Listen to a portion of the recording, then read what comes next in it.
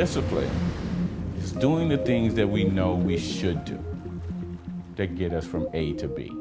We develop discipline by setting up structures, setting up a foundation and a structure to be able to move forward from.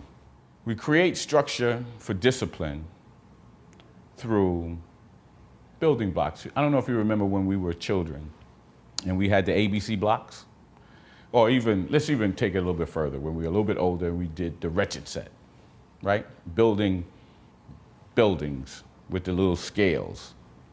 You do it in small, take your time, pieces at a time, stacking. I talk a lot with my students, I do a lot of talking about stacking. Because you gotta move, even, I told a story earlier about me being in front of the cameras and not doing so well. And what I realized is that I was trying to do too much at once. And a lot of times we do that.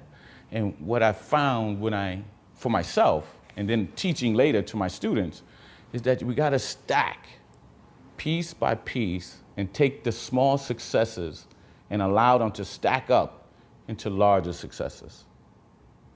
And discipline overall will take you to the places where you want to go, just developing it over time, putting little pieces and enjoying along the way. This is another thing that I found for myself and for my students. See, I have catalogs of students that are statistics now of what works. And what works is enjoying the successes along the way. And those successes will give you joy and give you glee.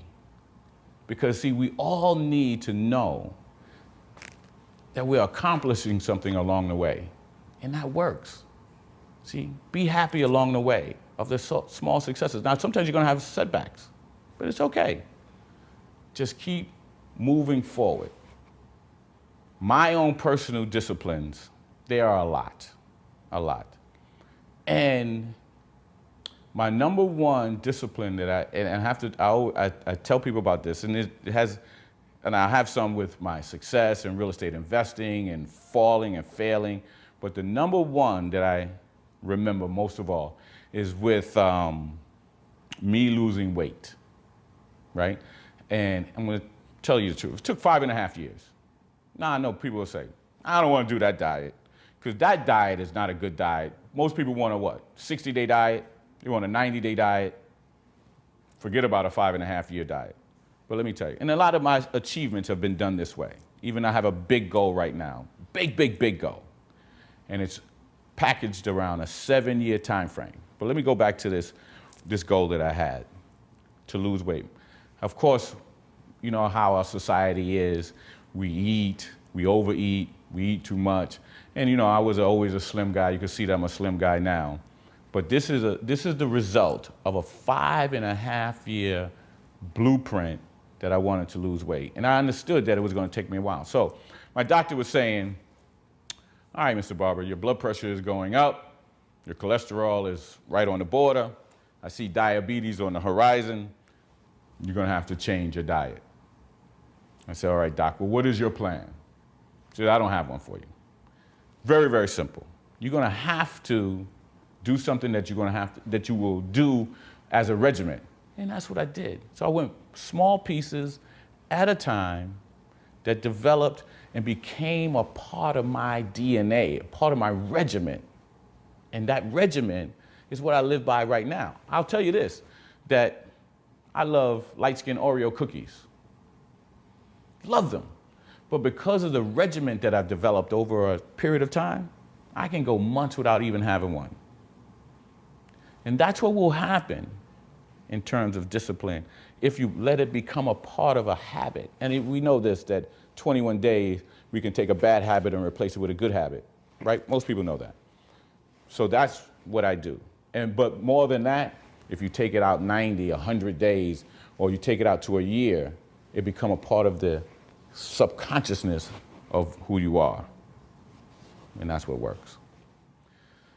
The most developing aspect of having discipline is the end result, what you get. Remember, at Smart Life University, we always talk about not the ABCs, we only talk about A and B. A being where you currently are, the B being where you want to go. And being that said, we want to know that B is a better place than where you currently are. You got to make sure that that's established. And what disciplines do, they develop that. And they make it so, if you do like what we just talked about, of course, all these things are your choice. But if you do that, then they become a part of the groove of who you are. So just like now, I don't care about a Burger King Whopper, even though I love them. And the fact that I'm talking about them may make me want to go have one today. But that's what happens. It becomes a part of your DNA, becomes a part of your core, good disciplines. After not having a Burger King burger for over 90 days, in my case, might even been almost a year, because I don't desire them that much. But now that we're talking about it, I'm going to probably want to go get one today. But now I can afford to, because guess what? I don't have a Burger King burger twice a week. Now, there are people that eat like that constantly. So just like with disciplines, either they're going to be good or they're going to be bad, and your bad disciplines are over time, guess what they're going to develop in your life? Bad disciplines over a time in your life are going to measure out to be a disaster. And in some cases, if you do a self-analysis, and I'll make sure you can get a self-analysis so you can make sure you ask yourself the right questions, we'll let you know where your A is, where you are right now.